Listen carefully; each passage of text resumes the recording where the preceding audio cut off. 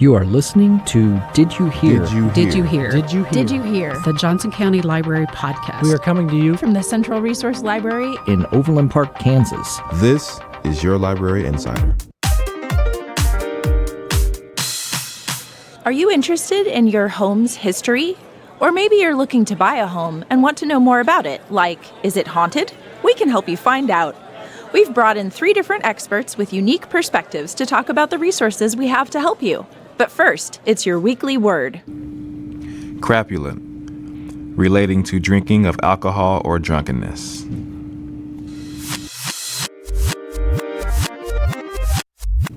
Hey there, and welcome to another edition of Did You Hear? I'm Dave Carson, and today we have a very exciting topic, your house history. It's not only interesting, but very useful if you're in the market for looking for a house, or if you just want to know more about your property. I have 3 guests with me that have all kinds of crazy insights for you, and the first is Meredith Roberson. Welcome, Meredith. Hi, thanks for having me. And where are you from? I am a real estate agent with Keller Williams Key Partners in Prairie Village, and I am a historian and librarian background in my past, so very good. Have to share that. Yes, absolutely. And we also have... And I'm Amanda Wahlmeier. I'm the local history librarian here at Johnson County Library. And also... Andrew Gustafson. I'm the Curator of Interpretation for Johnson County Museum, and I handle public inquiries as part of my job. Okay, so we have an all-star cast, and so the way I see this happening is we're going to talk a little bit about what somebody who is either in the market for a house or is already a homeowner, they come into the library, what resources do we have? How is the Johnson County History Museum involved, or Johnson County Museum, how they're involved. And then I think we'll jump into Meredith's very interesting story of how she went about finding a very historic property in the area that used to be known as the River Key and now is the River Is that the right area, though? It is. It's technically northeast in Columbus Park. But it feels more like River Key. And I want to make sure that you feel free to jump in at any point because, interesting fun fact, Meredith used to not only work for the Johnson County Library, she also worked for the Kansas City Public Library, North Kansas City Public Library. She is a librarian with a long history. She knows her stuff. So you're the true expert here, is what he's saying. I'm the curious. The ultimate expert. Okay, so I'm very curious about my home history. Mm-hmm. Okay. So yeah, the Johnson County Museum and Johnson County Library, we partner on a website called jokohistoryorg. And that is one of the main research questions we get is, tell me about the history of my house. Is there, if someone thinks that maybe it had a famous architect or maybe just when it was built, things like that when they're preparing to sell or if they're interested in buying a house, like you said. So we have several resources here. You don't even really have to ask us. Everything that we use is out for public use in the library. So we have the Polk directories if you're interested in like maybe a famous person lived in your house or just interested in who lived in your house before you did. You can look up reverse address directories, or if you know a name, you can look up that way in the Polk directories. We also have a book called Guide to Kansas Architecture, and so if maybe it's like a Frank Lloyd Wright house, which we know there is one in Kansas City, Missouri. But just one, right? Yes, just one, I think. I don't know. The chances of that are pretty slim. Exactly, yeah. But for example, if that's the only famous architect I know, thanks for shaming me, guys. And so this Guide to Kansas Architecture, you can look up different residences in Johnson County to see if maybe there was something significant about the house that you're researching. And then also we have atlases, and these are available thanks to the Johnson County Museum on jokohistory.org, and they are the 1874, 1902, and 1922 county atlases. And so if it's a significantly older house, you can see the property and who owned that property before you did. Does that pretty much cover the commonly asked questions that folks have about their property? For the most part, I would caution people that if your house has a significant history, that you probably already know it, or you have inklings of it, you're probably not going to find a gold mine in the library. What are the most strange questions that have come up when people are trying to research their house history? A lot of who lived there before, and especially if it was someone who lived there as a child, that's very hard to nail down. I don't know. Have you? I'll tell you a really difficult question that I've gotten. What was the address of my house before some year? Because streets have been realigned, streets have been renamed, streets existed as a rural road, and now it's a city street that's part of a subdivision. That's interesting. Those are really difficult questions to answer unless we're able to find exactly where your house is on the map and then look at, overlay maps. That's a pretty hard question to answer. Yeah. And sometimes city directories can help in that regard too. Yeah. But those are few and far between too for Johnson County. So I was just going to add on the Missouri side, since that's where my house is. I have noticed that the Sanford map, Sanborn, thank you. Maps are really helpful. Yeah, they're great. Because I have alleyways as well in my neighborhood. So there's streets that have drastically changed, and the properties are long and narrow, and they were double houses. And so now the alleys were once street front. It's very hard to see unless you physically look at some of those older maps. Well, so talk about those. Are those like hand-drawn maps, or like just what are the features of a Sanborn map? Those are... How are they different from other maps, I guess? Well, they're fire maps. So they were used and put together. Some of them are handwritten, if you go back, the pictures of them, or filled in because they fade some. But they're usually my favorite, color-coded. And for the type of material that the building was built out of. It's to let the insurance company know if it was a brick building, a wood building, yes, masonry. Thank you. Yeah, and also some of the water department additions, I think, are more of the handwritten, and so it's just a plethora of information if you know the key and know how to look at it.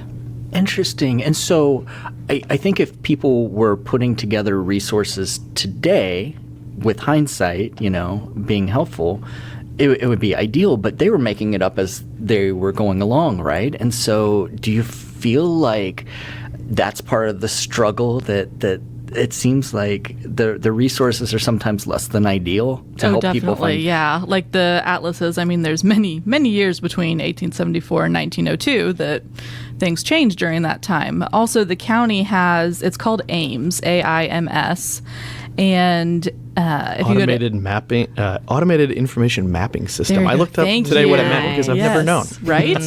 So it's AIMS, AIMS.jokogov.org, and you can play around with that. It goes back to 1941, and as you get closer to present day, it does get a little more detailed. But there's all kinds of filters and maps and layers you can play with that you can do that just from the comfort of your own home. Very neat.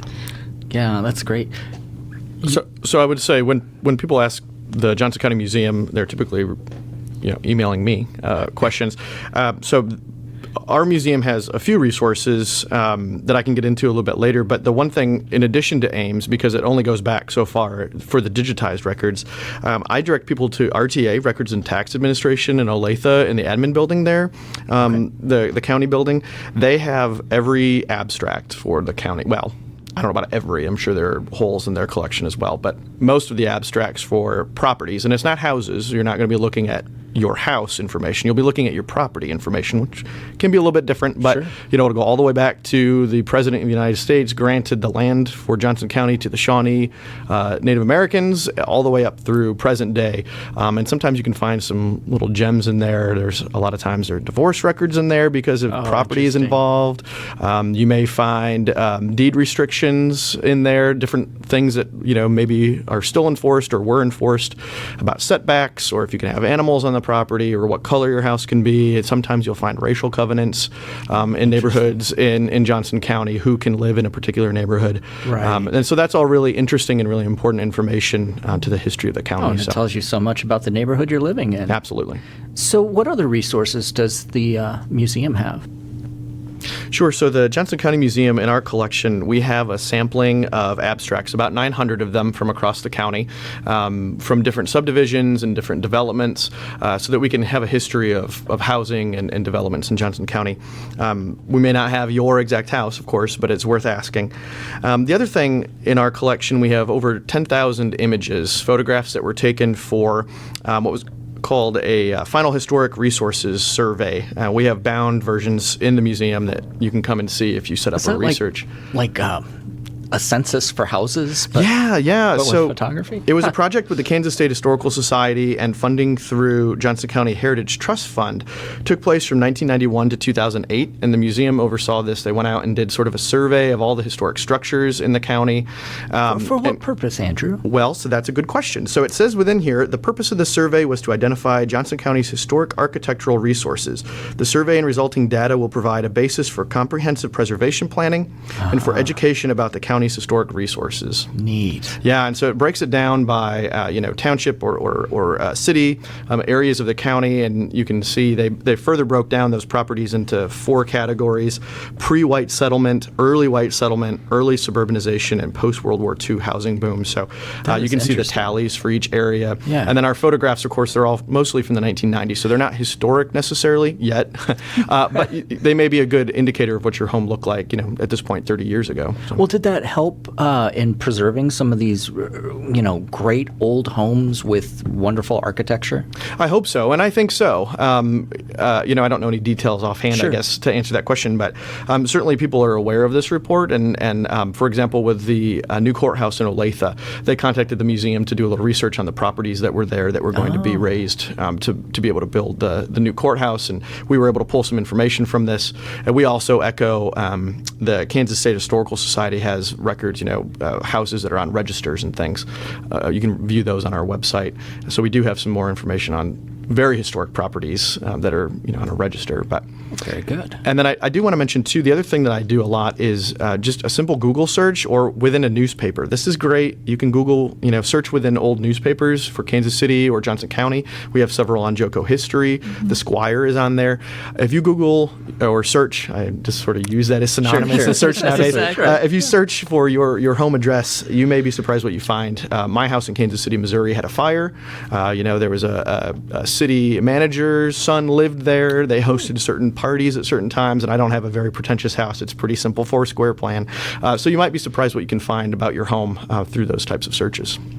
Yeah, very interesting. Well, Meredith, you went through quite the travel, quite the adventure, maybe? Is that the word? Yes, I feel like it was. In not only purchasing your house, but researching your house. What sort of interesting things did you come across in researching the history of your home? Well, first, I have to say my home is really not pretentious either. It's in a fantastic neighborhood that has a lot of history with immigrants and people who built the city, the Kansas City downtown area. So right now, I'd say we're probably most famous for Columbus Park, our Italian immigrants and history and neighbors. So and food. Of course, of course. And so when I came upon my house about 3-4 years ago, I felt very lucky to be able to purchase the home, but I knew that it wasn't being passed down through multiple generations. It was pretty modest home, so I knew I was going to need to renovate, and so I was curious, but I didn't really think I was going to find anything like treasure or anything like that. However, as my architect or renovator said to me, he's like, it's like peeling an onion, and it gives you multiple levels of information. Just layer after layer. Right? Yeah. So that's kind of in my curiosity and being able to have wonderful resources that I know I can go to. Give us some of those layers. Let's hear them. For example, while we were renovating, I knew that there was a false floor underneath my staircase. And I didn't know. Of course, I made up all these things in my head of what it was and what it could be. And I said, and I really need to make sure you all wait to do this until I'm there. And so I was living in an apartment across the street, so I could go in every day and look and check. And then at the end of the day, I would say, what'd you guys find today? And so they literally just took the whole insides out, laid it in the backyard, and we sorted through like for treasure. And but the false bottom ended up not being that exciting. There was nothing in it. I was sure there was going to be some money or needled stuff. Al Capone's tomb. Right. Some weapons, and I was like, I don't know what to do with all this. So, but what I did find were things like different layers of wallpaper. As we were going through the house, we took all the trim out because I needed to be economical, and I am very sentimental about older things. Whereas sometimes people can say, well, that's kind of dirty and has lots of paint on it and multiple layers, and it's going to be a pain to clean. So we kept all those things, and as we were cleaning out in between the walls and I was running new electricity, I found little hidey holes of things, of treasures, and I found something from the Holy Rosary Church. Oh, really? It's the annual tithe for giving to the church, and it's got one of the owner's names on it. Oh, wow. And my address, and then on the back, in Italian, it's got a grocery list, but I was sure that I had the recipe but I had to have it translated by someone, and they were like, that's not a recipe, Meredith. I was like, darn it. That's so cool. Do you know a rough date on that? Is there like a postage? There is a stamp date of December 769 on it. Cool. Oh, Very wow. cool. That's so cool. So with that name, I can do some genealogy, or I went to look up some information on this person and found out a lot of information that way. But your home is much older than that. Yes. So what year was your home built? Right now, I have it on a map dating back to 1898. Wow. It is older than that. It is so? one of the long-standing, probably some of the original little slat wood houses.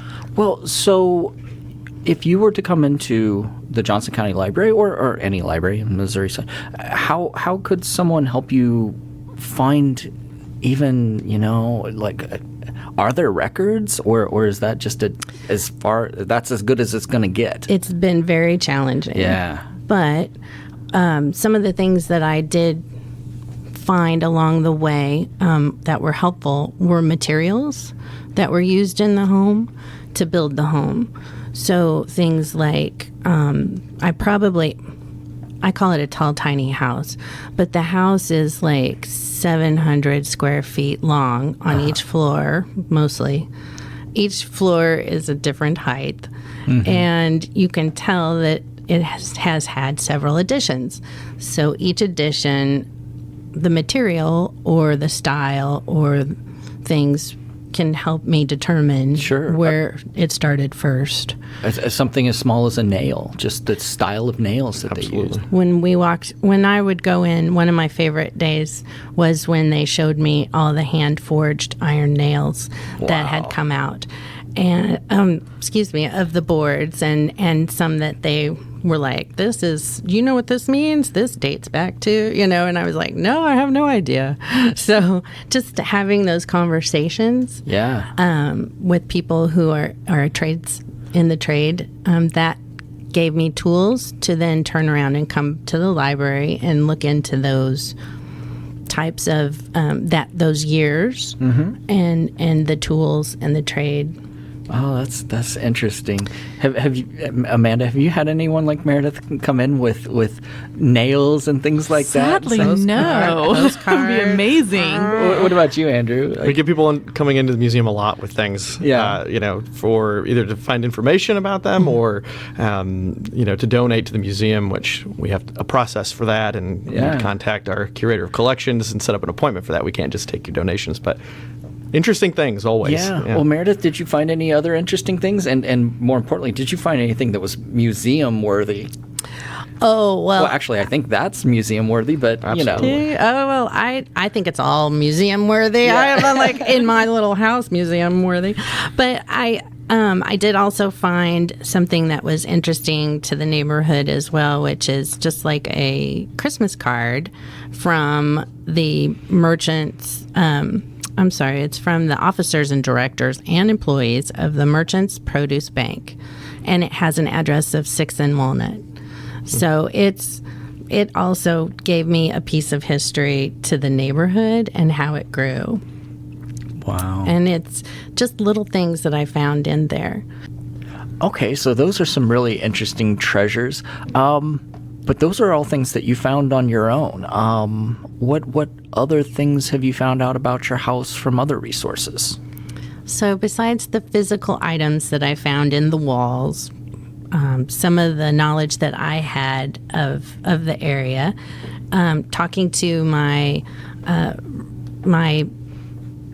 realtor or my architect and renovators, some of my best resources and some of my best information came from talking to my neighbors. Really? So they were very interested in the house and what I was wanting to do with the house. And so as I was speaking to some of them about how I was very happy to be their neighbor and be in this historic place, I asked them tons of questions. Some of them ran, but others talked to me about how they grew up in the area and now they're aging and taking care of parents. So I got to learn some very interesting history about how one of my neighbors used to go to school in the rain and the snow through the tunnels underneath our neighborhood. So what? He talked about how his aunt lived in the house in between his and mine, and that our houses were all connected underneath the street. What kind of tunnels are we talking about? I mean, could you stand up in these tunnels? I don't know. I guess so. I believe so. Why are there tunnels? For what purpose do you think? I'm pretty sure it was for not to get back and forth to school, but I'm pretty sure that it was for back in Prohibition days when some of the neighbors would maybe make some wine and get it through the city to the jazz area and some of the fun places around town. So probably a little nefarious, but it's okay. It's a good history. Yeah, well, I mean, that's what gives character to a place. I think anytime that you have any sort of historical object, whether, it's an antique or a house, it's that story that's attached to it that brings so much to the value. It's the value that's, beyond money. And it's so interesting. It did help me put together a piece of how the house was made as well. Oh, yeah. The idea of the tunnels being built underneath the street kind of formed also maybe when my house that sat on the dirt road was picked up they dug underneath the street to put it on top of a foundation. So the city had asked people along that neighborhood at that time that if you want running water, you need to have a basement, and we'll hook you up to city water. Interesting. So the choice was to just build new or put a foundation underneath your home. So I have a brick foundation and a little wood slat house that sits on top of it like a mushroom. So that also gave them opportunity to build the tunnels. Wow. That is really interesting. Well, you just never know what you're going to find out from your neighbors. And so that's one good resource for anyone out there that wants to research their home history. Let's leave the audience with some other suggestions that we have, resources available to you to help you learn about your house history. So through the library, if you go to jokohistory.org or aims.joko.gov.org, you can search your address that way. We have tons of information. We have maps and community histories and architectural histories all within the regional reference collection at the Central Resource Library. So those books are all in library use only, but you're welcome to come here anytime we're open and sit and peruse those as long as you wish. Very good. The Johnson County Museum through jokohistory.org. Of course, I mentioned those 10,000 photographs of historic properties. I'd echo again Records and Tax Administration in Olathe. And, we do have some resources within our collection, so it's always worth asking. I don't mind doing the research. I get to learn more with every research question, so it's great. And I would just say, though, we don't have architectural plans. I wish we did, but we don't. Yeah. I get that question a lot. Do you have the original plans to my house? Unfortunately, I don't think anybody does. I don't think so, no. Yeah. Well, I know that this is a very interesting topic, and it's so much more complex than we have time for a short podcast episode. But I feel like we've touched on a lot of different resources. And thank you, Meredith, for sharing your story and all the little treasures that you found. We're going to take some photos of the items that you brought in today and make sure that those are on the website and available.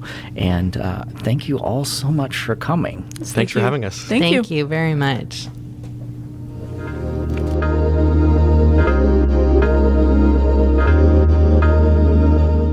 Did we miss a question you wish we would have asked? Do you have thoughts or stories about today's topic? Share them with us on Facebook, facebook.com/Joko Library.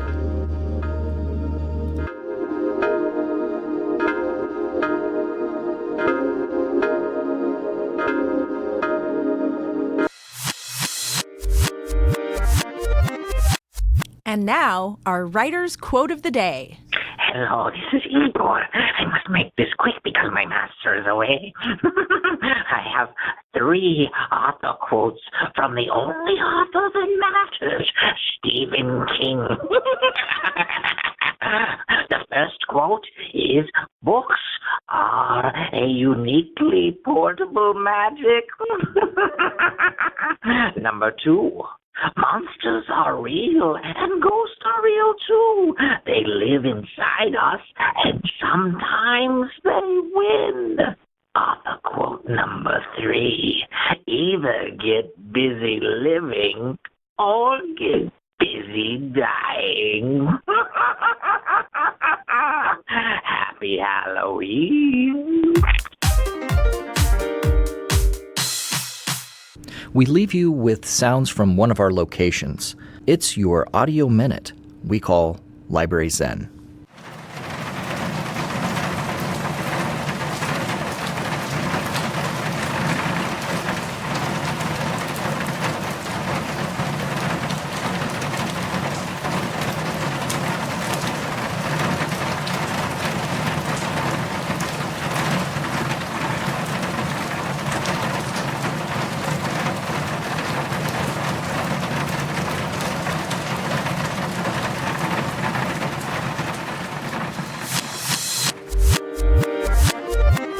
For more episodes of Did You Hear, go to the Johnson County Library website, jokolibrary.org/didyouhear.